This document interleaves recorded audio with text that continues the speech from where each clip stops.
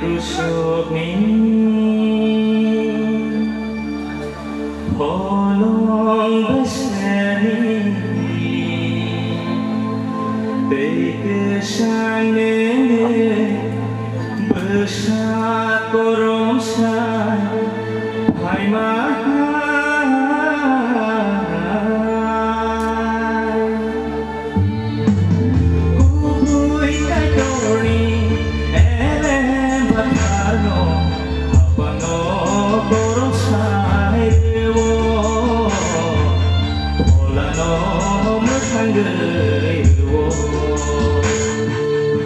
Hathai kuchukni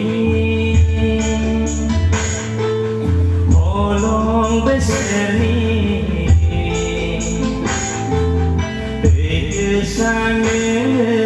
besar koromsan hai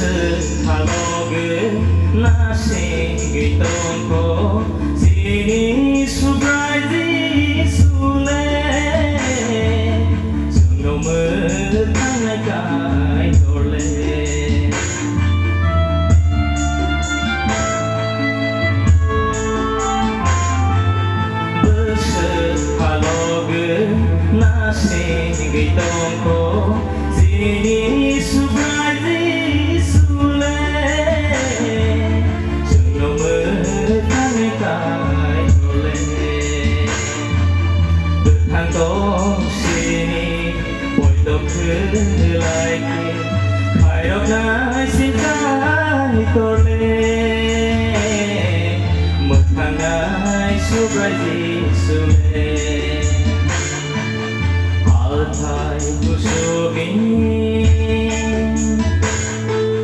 holong beseni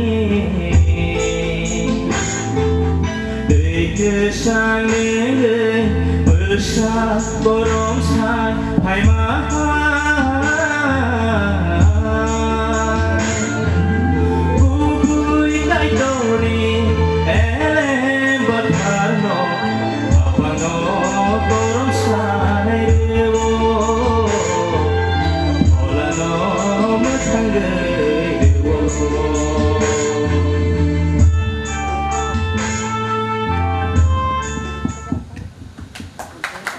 Yes, our God is all of the above. Heather, sừng play nan play sừng kha, bin our sabung bay. Norok play sừng kha, hamari jamak kha. Hariya bakal lagi nih. Dari hambai.